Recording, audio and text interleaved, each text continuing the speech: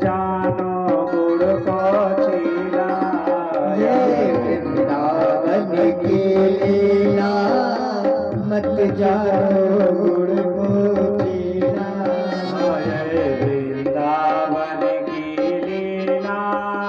मत जानो गुण को चीला। वृंदावन की लीला मत जानो गुण को चीना। या मेरे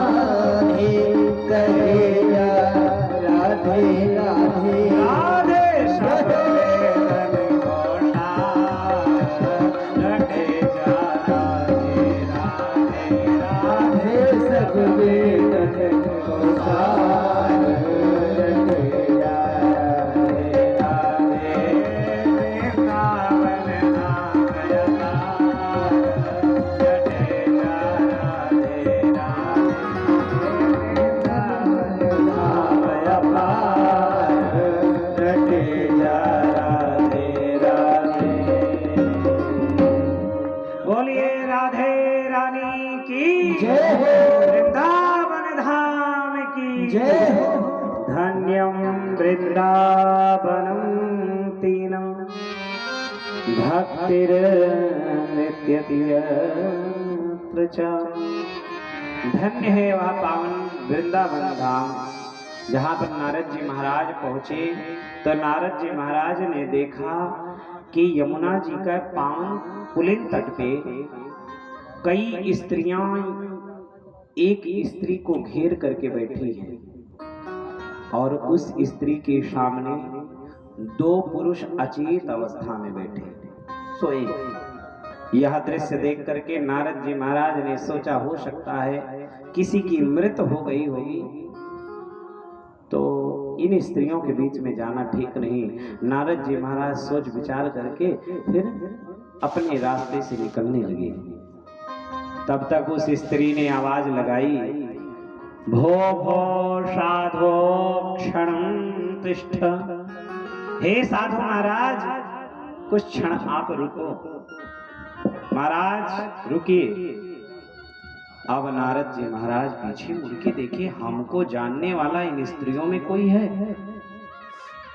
बोले हाँ महाराज।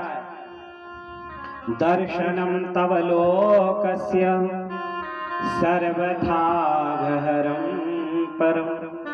महाराज आपके दर्शन मात्र से समस्त प्रकार के पाप नष्ट हो जाते हैं।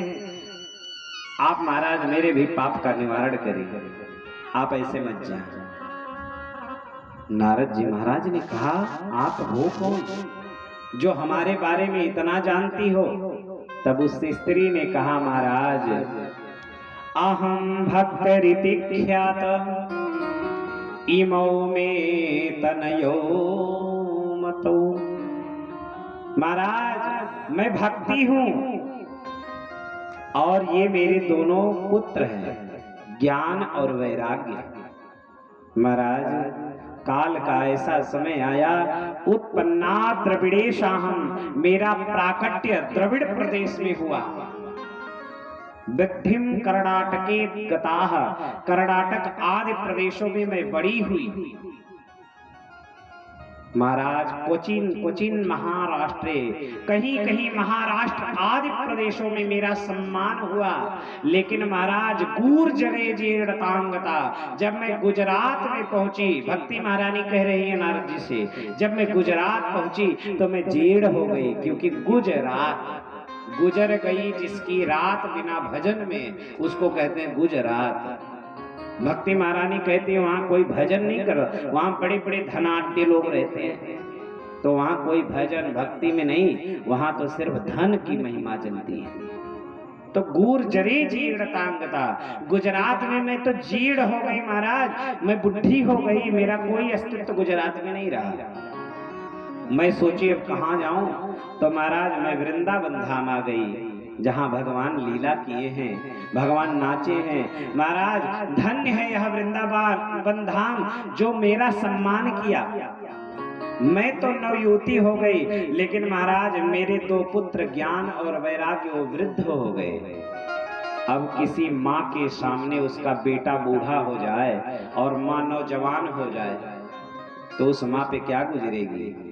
मैया भक्ति ने कहा यही महाराज मेरी समस्या है, मेरे दोनों पुत्र ज्ञान और वैराग्य ये तो बूढ़े हो गए, लेकिन हम भक्ति जवान हो गई। महाराज मैं माँ हूँ, जवान हूँ, और मेरे बच्चे बूढ़े हैं। ये कितनी बड़ी हमारे पास, और ये जो स्त्रियां मुझे घेरी है, गंगा आदि यमुना आदि नदियां हैं। महाराज आप मेरे दुख का निवारण करें।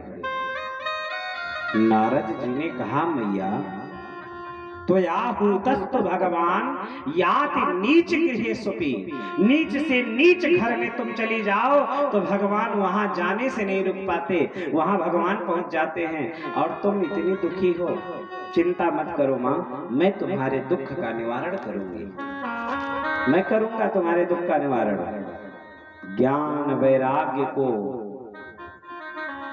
स्वस्थ करने के लिए नारद जी महाराज ने वेद वेदांत गीता पाठ इत्यादि सुनाना प्रारंभ किया। वेद वेदांत घोषैश्च गीता पाठैर मुहुर्मुहु, वेद का पाठ करे, वेदांत उपनिषद सुनाए, लेकिन जब गीता का पाठ करें तो थोड़ी सी चेतना आवे, फिर अचेत हो जाए। नारद जी ने कहा ये तो लंबी बीमारी लगती है।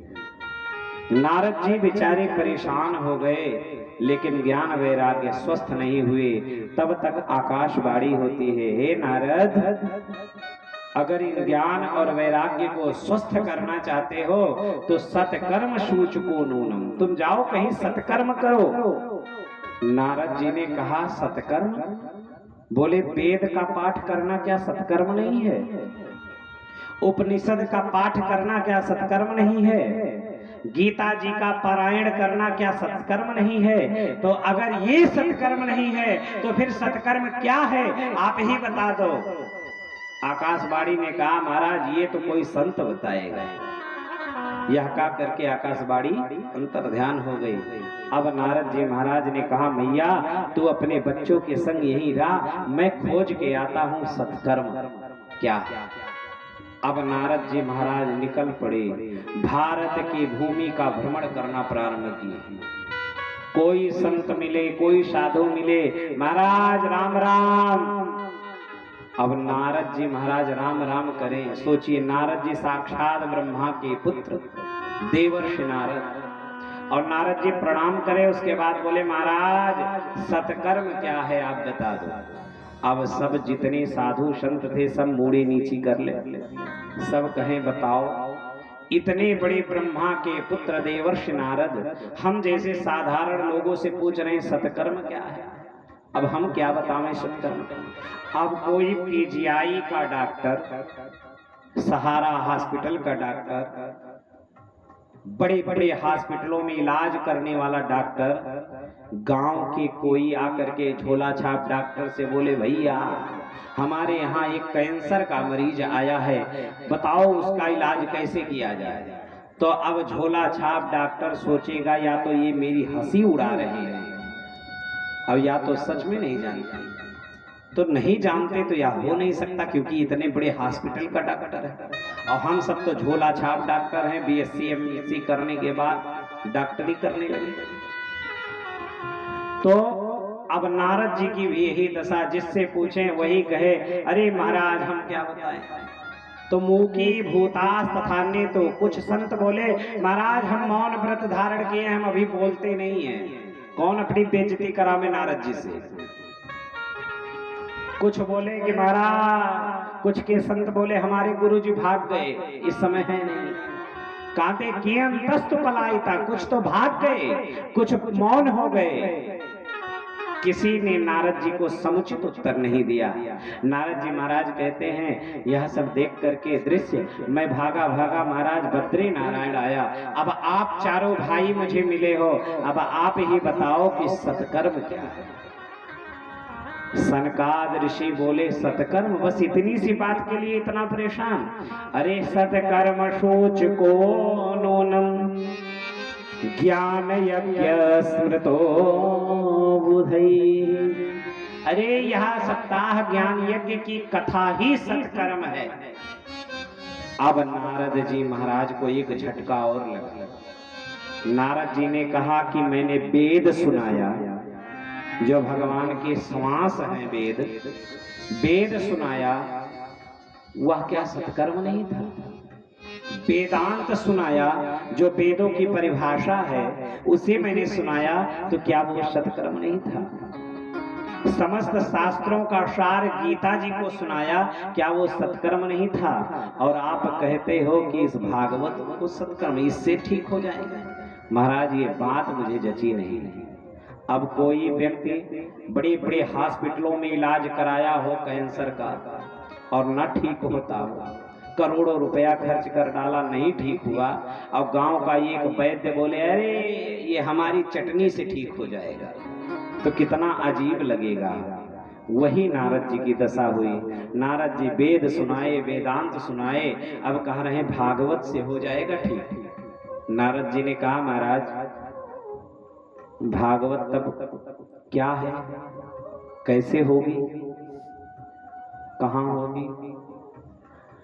तो बोले महाराज इसके लिए तो आपको बद्री नारायण ही आना पड़ेगा। उनको लेकर के, मरीज को लेकर के बद्री नारायण आओ, हम यही स्वस्थ करेंगे।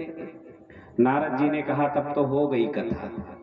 वो इतने वृद्ध हो चुके हैं कि ज्ञान वैराग्य को अब लाना यहाँ मुश्किल है। अगर आप कहो तो हरिद्वार धाम में चले, दोनों का बीच की दूरी है, वहीं पे सुना दो आप। बोले ठीक। तो हरिद्वार की दिव्य पुण्यमयी भूमि में नारद जी महाराज ने दिव्य आयोजन किया। आनंद नाम के तट पर वृक्ष के नीचे बैठ करके बालुका में समस्त ऋषि बैठ कर 3 आसन ज्ञान वैराग्य भक्ति के लिए लगाए गए। नारद जी महाराज मुख्य श्रोता के रूप में बैठे और भागवत जी की कथा सनकाद ऋषि ब्रह्मा जी के मानस पुत्रों ने प्रारंभ किया और नारद जी सुनना शुरू किए। नारद जी ने जब कथा सुनी, कथा सुनते सुनते देख रहे हैं जैसे ही कथा समाप्त हुई ज्ञान वैराग्य सब स्वस्थ हो गए, भक्ति नाचने लगी। यह दृश्य देख करके नारद जी को इतना आश्चर्य हुआ। नारद जी ने कहा प्रभु मैंने गीता सुनाया, वेद सुनाया, वेदांत सुनाया, तब भी ज्ञान वैराग्य स्वस्थ नहीं हुई और आपकी कथा से ये नाचने लगे। महाराज हम जानना चाहते हैं इस कथा में और क्या इस कथा की महिमा। सनकाद ऋषियों ने कहा जीते जी की बात छोड़ो, मरने के बाद भी अगर कथा कोई सुन ले भागवत की ना तो उसका भी उद्धार हो जाता है। नारद जी ने कहा झूठ बोल रहे हो महाराज, जीते जी की बात छोड़ो, प्रेत को आप उद्धार कर रहे हो। बोले हाँ। तब नारद जी महाराज से सनकाद ऋषि एक इतिहास सुनाते हैं। अत्र ते कीर्त इष्यामि इतिहासं पुरातनम। ऋषि सनकाद ऋषियों ने नारद जी से कहा नारद एक तुम्हें पुरातन इतिहास सुनाता हूं। तुंगभद्रा तटे, तुंगभद्रा नदी के तट पर एक आत्मदेव शर्मा नाम का ब्राह्मण रहता था। बड़ा सुंदर, बड़ा दिव्य, स्त्रोत स्मार्त में निष्णात, उसे द्वितीय यो भास्कर कहते थे। उसे विद्या में भास्कर के समान लोग कहते थे। इतना प्रकांड विद्वान था और बहुत सुशील था, बड़ा दिव्य था, बहुत सज्जन था, उसके घर में सब कुछ था, लेकिन संतान नहीं थी। और उसकी जो पत्नी थी उसके ठीक विपरीत थी। उसकी पत्नी का नाम था धुंधुली। जैसा उसका नाम था वैसा उसका काम था। जब तक पंडित जी घर में रहें तब तक खूब सती सावित्री की तरह उनके साथ व्यवहार करें, और जैसे ही पंडित जी घर से बाहर निकले उन्हीं के पीछे पीछे वो भी घर में ताला लगावे और चली जाए पड़ोसन में। एक पड़ोसन की दूसरी पड़ोसन के पास, दूसरी की तीसरी के पास बुराई करके, और जब तक झगड़ा ना लगा दे तब तक उसका भोजन हजम नहीं होता था। ऐसा उसका काम था। पड़ोसन के पास जाए, अरे जानती हो तुम्हारे बारे में ऐसे ऐसे वो फलनियां कह रहे थे। अच्छा सच? अरे जो कसम खिला ले, सच में ऐसे कह रहे थे। फिर उसके पास जाए, अरे अभी उसके पास से आ रहे हो, जो तुम्हारी बुराई कर रही थी कि पूछो मत। अब दोनों में लड़ाई हो तब तमाशा खिड़की से देखे, यह दृश्य देख के यही काम उसका रहे। लोकवार्ता रता क्रूरा सूरा च बहुजल्पिका। और इतनी झूठ बोलती थी कि बात बात में झूठ है उसके जीवन में था। और जैसे ही पंडित जी के आने का समय हो जाए तो गांव के किसी भी कोने में रहे तो भाग करके घर में पहले आ जाए, और पंडित जी जैसे ही आवे उसी समय उनके दरवाजा पीटने से पहले ही वो दरवाजा खोल दे और मुंह बनाए हुए, आ गए आप। अब पंडित जी को यही लगता,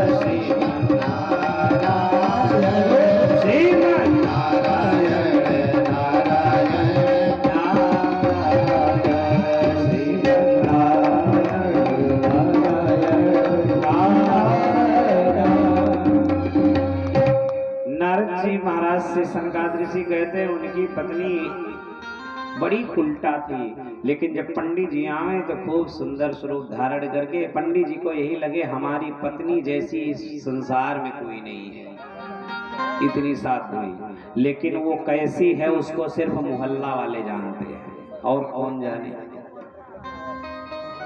अब पंडित जी अपने उस पत्नी के संग घर में रहते। पंडित जी के यहाँ सब कुछ था, धन दौलत, भगवान ने जमीन जायदाद सब कुछ दिया था, लेकिन उनके घर में कोई संतान नहीं था। और पितरों की तिथि थी, पितर लोग आकर के प्रत्यक्ष अमावस्या में खड़े हो गए, आंखों में उनके आंसू, रो रहे थे। बोले महाराज हम तो आपको प्रतिदिन जल देते हैं, हमेशा आपके इस पितृ तर्पण का मैं पालन करता हूँ, फिर आप रो क्यों रहे हैं? पितरों ने कहा पुत्र जब तक तुम हो स्कूल में तब तक तो स्कूल में हमको जल मिल रहा है, तुम्हारे जाने के बाद स्कूल में कौन जल देगा, कौन इस स्कूल की परंपरा का निर्वहन करेगा? यह बात सुन करके आज आत्मदेव शर्मा को ऐसी ग्लानि हुई, ऐसा दुख हुआ कि आत्मदेव शर्मा ने आज विचार ही कर लिया कि गृहं त्यक्त्वा वनं गतः, मैं घर को छोड़ करके वन चला जाऊंगा, और वन में अगर कोई सच्चा व्यक्ति मिल गया और हमें संतान देने का बात किया तो ठीक, नहीं तो इस शरीर को आत्मदाह कर लूंगा। या छोड़ सोच करके घर से बाहर चले गए, वन में गए। विचार कर रहे थे, तब तक इनको प्यास लगी। जल में गए पानी पीने, स्नान करे, जल में पानी पी रहे थे। तब तक किसी कोई संत गुजर रहा था। उसे लगा कोई मरने वाला है, तो उसे बुलाए, जाके हाथ पकड़ के खींच के लाए। संत को देख करके आर्तदेव शर्मा ने कहा, महाराज मैं बड़ा दुखी हूँ। बोले किस बात की दुख है तुम्हें? भगवान से मिलना है, क्या बात है? बोले महाराज भगवान तो जब मिलेंगे तब मिलेंगे, अभी तो हमारे घर में कोई संतान नहीं है। सब कुछ मेरे पास है, लेकिन महाराज संतान नहीं है। संत ने सोचा कोई भगवान से मिलने को दुखी हो, इस कारण आए थे। यहाँ तो दूसरी घटना। बोले क्या चाहते हो? बोले हमको कोई संतान नहीं है। बोले क्या करोगे संतान लेकर? महाराज सगर के यहाँ 60,000 पुत्र थे। उन 60,000 पुत्रों में किस पुत्र ने महाराज सगर को सुख दिया? महाराज सगर के 60,000 पुत्र एक ही बार में कपिल मुनि के श्राप के कारण जल के राख हो गए। जिनके उद्धार करने के लिए 3-3 पीढ़ियां लग गई, तब जाकर के महाराज भगीरथ गंगा मैया को लाए, तब उनका उद्धार हुआ। तो महाराज संतान आपको हो जाए और उससे आप सुखी हो जाओ, इसकी क्या गारंटी है? मुंचा ज्ञानम प्रजारूपम बलिष्ठा कर्मणो गतिः विवेकम तु समासाद्य त्यज संसार वासन। अरे तुम क्या विद्वान होकर के मूर्खों की तरह क्यों बात कर रहे हो? अरे छोड़ दो झूठा ज्ञान प्रजा का कि हमें बेटा होगा वो सुखी कर देगा। ज्ञान से काम लो और जाकर भगवान का भजन करो। संत के चरणों में ब्राह्मण देवता गिर गए, महाराज हम यहाँ आपसे ज्ञान लेने नहीं आए हैं। ज्ञान हमारे पास भी बहुत है। हमको लोग द्वितीय भास्कर कहते हैं, विद्या भास्कर की उपाधि मिली है हमको। हम ज्ञान लेने आपसे नहीं आए हैं, हमको तो पुत्र चाहिए। अगर आप पुत्र दे सकते हो तो पुत्र दो, नहीं तो आपके ही चरणों में अपना मस्तक पटक करके हम मर जाएंगे और ब्रह्म हत्या का पाप आपको लगेगा। अब संत बोले आए थे हरि भजन को, औटन लगे कपास। यहाँ तो हम भजन सोच के आए थे, यहाँ तो कुछ और घटना होगी। संत बड़े दयालु थे, बोले कि अच्छा देख लाओ, देखिए तुम्हारे मस्तक की रेखा। मस्तक की रेखा देखे, बोले बेटा हम तो पुत्र मान लो, आशीर्वाद दे देते, लेकिन तुम्हारी मस्तक की रेखा बता रही एवं सप्त जन्मावधि तव पुत्रो नहीं बचा। एक जन्म की बात छोड़ो, 7 जन्मों तक तुम्हारे भाग्य में कोई पुत्र है ही नहीं, कहां से दे दो? अब तो और माथा पटक पटक के रोने लगे, महाराज जब आप मेरी 7 जन्म की कथा जानते हो तो आप पुत्र भी दे सकते हो, इसीलिए आप पुत्र दो मुझे। संत को दया आई, संत ने एक फल तोड़ा और तोड़ के अभिमंत्रित करके दे दिया, जाओ बेटा इसको अपनी पत्नी को खिला देना, और एक समय वह पत्नी इसको अच्छे से पालन करेगी तो फल गर्भ भक्षण करने के पश्चात वह दिव्य 9 महीने बाद सुंदर पुत्र का जन्म देगी। सत्यम शौचम दया दानम एक भक्तम तु भोजनम वर्षावधि स्त्रिया कार्यम 3 पुत्रोति निर्मलः। अगर यह तुम्हारी पत्नी सत्य शौच क्रिया इत्यादि का अच्छे से पालन करेगी तो मैं वचन देता हूँ कि 1 वर्ष के अंदर तुम्हारे घर में दिव्य पुत्र का जन्म होगा। आशीर्वाद दे दिए, ले जाओ। लेकर के फल बड़े प्रेम से खुशी से झूमते हुए आत्मदेव शर्मा अपने घर आए। धुंधली को आवाज लगाई, क्या चिल्लाते हो महाराज? बोले देख तेरे लिए मैंने फल लाया, इस फल को तू खा ले और इससे तुम्हें सुंदर पुत्र पैदा होगा। अब वह धुंधली सोची राम राम, ये न जाने कहां से फल, कौन बाबा टोना टोटका कर दिया होगा और हम खा ले फल और मर जाएं कहीं तो फिर। बार बार विचार, अच्छा महाराज ठीक है आप फल दे दो, हम नहा धो करके शुद्ध पवित्र होके फल खाएंगे। विश्वास करके आत्मदेव शर्मा ने फल अपनी पत्नी को दे दिया। ठीक है, खा लेना। हाँ महाराज, खा लूंगी। ले जाकर के फल उसने खिड़की पे रख दिया, अपने कार्य में व्यस्त हो गई। तब तक एक पड़ोसन आई, पड़ोसन से लगी बतियाने, बतियाते बतियाते बोली, बहन क्या बताऊं, हमारे पतिदेव कहीं से फल लेकर आए हैं, तू ही बता, कहीं फल खाने से बच्चा पैदा होता है? ऐसे फल खाने से बच्चा पैदा हो तो संसार में सब फले से बच्चा पैदा कर, तू बता। बोली, बहन हो सकता है किसी संत का, महापुरुष का आशीर्वाद लग जाए, हो जाए, खा ले, तो इसमें क्यों शंका करती? धुंधली ने कहा, अच्छा बहन मान ले मैं फल खा लूं, और सच में कहीं मैं गर्भवती हो गई तो बोली, तो क्या, तब तो ठीक है, तुझे भी एक पुत्र होगा, बड़ी प्रसन्नता से जीवन यापन करेगी। बोली, बहन हमने सुना है कि जो गर्भवती स्त्रियां होती हैं वो ज्यादा तेज भाग नहीं पाती। अब पड़ोसन बोली, बहन तुझे कहाँ कहीं भाग लेने जाना है दौड़ में जो तू भागेगी? बोली, नहीं, हमने सोचा कि दैवाद घाटी ब्रजेद ग्राम, कहीं देवताओं की कृपा से, कहीं कोई कोप से गांव में लग गई आग तो सब तो भाग जाएंगे, मैं गर्भवती रहूंगी, भाग ही नहीं पाऊंगी। पलायेत गर्भिणी कथम, मैं तो गर्भवती रहूंगी, कैसे भागूंगी? अब पड़ोसन माथा पीटे, राम राम, इसके जैसी अगर स्त्री किसी खो जाए तो संसार में कौन बच्चा पैदा करेगा, इतना सोचती है। फिर बोली, अच्छा बहन छोड़, ये बात छोड़, हमने सुना है कि गर्भवती स्त्रियों को कम खाना पड़ता है, कम खाती हैं। हाँ बहन, कम खाएगी तो थोड़ा गैस नहीं बनाएगा, पेट ठीक रहेगा, बच्चा ठीक रहेगा। अच्छा, तो बहन कहीं मैं कम खाई और मैं दुबली हो गई तो तदा में मरणम भवे, तब तो मैं मर ही जाऊंगी। ऐसे दुबली हो जाऊंगी तो गृह कार्यम कथम भवेत, घर का काम कैसे करूंगी? तब पड़ोसन ने कहा, उसमें कौन सी बड़ी बात है, जब तुझे लगे कि 2-4 महीने बचे हैं और तू काम करने में असमर्थ है तो 2-4 नौकरानी रख लेना, वो घर का काम करेगा। बोली, ना ना बहन, आजकल नौकरानी सब बड़ी चुट्टिन होती हैं, चुरा ले जाएंगे सब सामान, तो किसी को बुला लेना, अपने नात रिश्तेदार, अपनी ननद को बुला लेना। अरे बहन, तो ननद की बात मत कर, ननद तो और चुट्टी नहीं। अच्छा, नाना प्रकार की बात करने लगी। फिर बोली, अच्छा बहन ये सब छोड़, मान ले मैं फल खा ली, गर्भवती हो गई। तो हमने सुना है कि सुखदेव स्वामी अपने माँ के गर्भ में 12 वर्ष तक थे। बोले, हाँ बहन। बोली, कहे बहन मेरा बेटा 2 साल भी रह गया तो तदा में मरणम भवे, तब तो मैं मर ही जाऊंगा। इतना प्रकार के कुतर्क तर्क करने के बाद, नाना प्रकार के कुतर्क करने के बाद परिणाम ये आया कि इसने फल को खाया ही नहीं।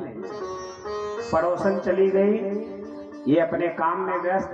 तब तक 2-3 दिन बाद इसकी एक बहन थी, उसके 10-12 बच्चे थे, तो वो नित्य इसके यहाँ महीने में 2-4 चक्कर लगाती थी, षड्यंत्र के तहत कि कहीं इसके घर में कोई संतान या किसी को गोद ना ले ले, क्योंकि हमारे 10-10 बेटे हैं और जमीन जायदाद ज्यादा है नहीं, तो 2-4 बेटे यहीं रहेंगे, तो इसीलिए उसका आना जाना लगा रहता था। तब तक वो आई, उससे सारी बात बताई, तुम्हारे जीजा ने फल लाया है, बोले फल खा लो तो गर्भ हो जाएगा। अब उसने सोचा कहीं ये सच में गर्भवती हो गई और बेटा पैदा हो गया तो मेरा षड्यंत्र तो सब फेल हो जाएगा। उसने कहा, अरे बहन तू भी जीजा के चक्कर में फंस जाती है, जीजा भोले भाले हैं, जो कोई कुछ समझा देता है जीजा वही मान लेते हैं, तू भी मान लेगी वही। अरे छोड़ जीजा की बात और तू अपनी चिंता मत कर, मेरे पेट में एक 11वां बेटा है और जब ये पैदा होगा ना तो रातों रात लाके तुम्हें दे दूंगी, तो दिखा देना जीजा को, बोल देना कि ये मेरा बेटा है, और मेरे पति को तो कुछ धन दे देना, मैं उनसे समझा लूंगी। और बोली, तब बहन ये फल क्या करूं? बोले, देख तेरे घर में एक गैया है, वो भी बाँझ है, उस गैया को दे दे, फल खा लेगी गैया तो ये फल का भी परीक्षण हो जाएगा। बोले ठीक, हाँ बहन तूने अच्छी बात करी।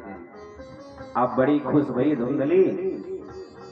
9 महीने तक धुंधली ने अपने पेट में कपड़ा बांध बांध के काम चलाया। 9 महीने बाद जब धुंधली की बहन के बेटा हुआ, रातों रात धुंधली की बहन अपने बेटे को लाके धुंधली को सौंप दिया। और धुंधली ने सुबह बताया, देखो महाराज मेरे गोद से लाला भयो है। आत्मदेव शर्मा भोले भाले बेचारे वो कुछ जानते ही नहीं, सारे लीलाओं से अनभिज्ञ इतने प्रसन्न हुए, बड़ी बधाइयां लुटाए, बड़ी व्यवसाय की, पूरे गांव में दुहाई बताए, देखो हमारे घर लाला भयो है। और इधर जिस गैया को वह फल खिलाए थे, 3 महीने बाद उस गैया को भी एक सुंदर सा लाला हुआ, जिसका पूरा शरीर तो मनुष्य के जैसा था, लेकिन कान गौ के समान थे। ऐसा दिव्य पुत्र, क्योंकि संत की बाणी कभी असत्य नहीं होती है। संत ने जो आशीर्वाद दिया था वह चाहे धुंधली के पेट से होता, चाहे गौ माता के पेट से हो गया, पैदा हुआ। बड़े प्रसन्न आज गांव वाले बोले, आत्मदेव शर्मा पंडित जी आप धन्य हैं, कहाँ भगवान एक लाला नहीं देते थे, आज आपके यहाँ 2-2 लाला हो गए, बधाई हो। आत्मदेव शर्मा एकदम सीना तान के चले गांव में, बड़े प्रेम से। धीरे धीरे समय बीता, नामकरण का समय आया। आत्मदेव शर्मा बढ़िया से पूजा पाठ करके अपने बेटे दोनों को बिठाए और उसके बाद अब बोले कि मेरा नाम आत्मदेव शर्मा है, तो मेरे बेटे का नाम परमात्मा देव शर्मा रखने ही जा रहे थे, तब तक धुंधली बोले, महाराज 9 महीने हमने पेट में रखा है, तो नाम मैं अपने से मिलता जुलता रखूंगी। मेरा नाम धुंधली, तो मेरे बेटे का नाम धुंधुकारी होगा। जथा नामो तथा गुण, जैसे नाम होते हैं वैसे गुण होते चले जाते हैं। धुंधुली का मतलब होता है अज्ञानी, जो अज्ञानी हो, और उस अज्ञानी ने अंधकार रख दिया अपने बेटे का नाम, उसका नाम धुंधुकारी हो गया। अब दोनों अज्ञान के अंधकार में ही भटकते रहे। आत्मदेव शर्मा ने कहा, चल तूने अपने बेटे का नाम रखा, तो चल गैया के बेटे का नाम, पूरा शरीर मनुष्य जैसा है, कान गौ के समान है, इसीलिए इसका नाम रखता हूँ गौकर्ण। बोलिए गौकर्ण भगवान की। गौकर्ण जी महाराज का नामकरण संस्कार हुआ। धीरे धीरे दोनों बालक बढ़ते गए। सनकादिक ऋषि नारद जी से कहते हैं, जानते हो महाराज, गोकर्ण पंडितो ज्ञानी, धुंधुकारी महाखला। विख्यात दोनों हुए, लेकिन एक धर्म से विख्यात हुआ और एक अधर्म से कुख्यात हुआ। ख्याति दोनों ने प्राप्त की। गौकर्ण जी महाराज महान पंडित हुए, महान ज्ञानी हुए, लेकिन धुंधुकारी महाखल हुआ। धुंधुकारी पढ़ने जाए तो विद्यालय पहुंचता ही नहीं था, रास्ते में ही रह जाए। और जब विद्यालय से लौट करके अन्य बच्चे पढ़ के आवे तो बोले, इधर आ तुझे कुएं में दिखाऊं, बहुत बड़ा जानवर है कुएं में। अब सब कुआं झांकने जाए तो पैर पकड़ के कुएं में पलट जाए, इतना उपद्रवी था। धीरे धीरे अब शमशान जाने लगा। हड्डी एक हाथ में पकड़े रहे, एक हाथ में कुछ खाने लगे। सब हस्तेन भोजनम, एक ब्राह्मण का बेटा इस तरह से व्यवहार करना इसका प्रारंभ हो गया। आत्मदेव शर्मा का लाडला बेटा था, इकलौता बेटा था। क्या बोलते, जो बोलता वही दे देते। पिताजी आज हमको इतना पैसा चाहिए, हमको वो चीज खाना है, ठीक है ले जाओ। अंकुश कोई था नहीं। धीरे धीरे यह गुटखा, पुकार, दारू पीना प्रारंभ कर दिया। खाने पीने लगा, दारू पीने लगा, शराब पीने लगा। अब धीरे धीरे और बड़ा हुआ तो वैश्यालय जाने लगा। और इधर गौकर्ण जी महाराज वेद, वेदांत, उपनिषद, गीता, भगवान का नाम, इसी का अध्ययन करते हैं। अब यहाँ इसकी यह संगति देख करके आत्मदेव शर्मा इतने परेशान हुए। आत्मदेव शर्मा ने कहा, ओहो मैं क्या कर डाला, जब ये नहीं था तब मैं ज्यादा ठीक था, आज ये है तो मैं परेशान हूं। यही संसार का नियम है। जब तक हमें जो वस्तु नहीं प्राप्त होती है हम उसके लिए परेशान रहते हैं, और जब भारी मात्रा में वह प्राप्त हो जाता है तब हम प्राप्त क्यों है इसके लिए परेशान हैं।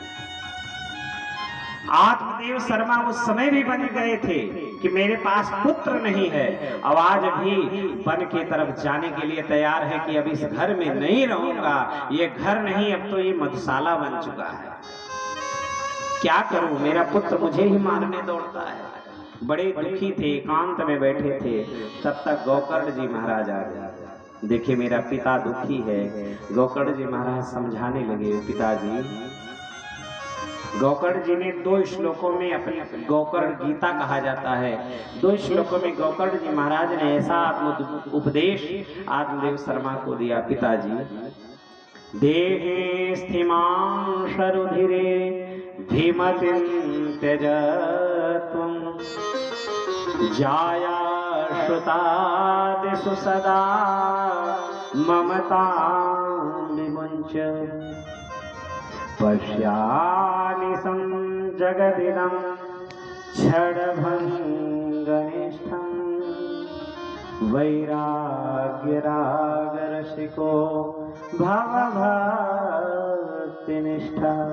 पिताजी आप किस लिए परेशान हैं?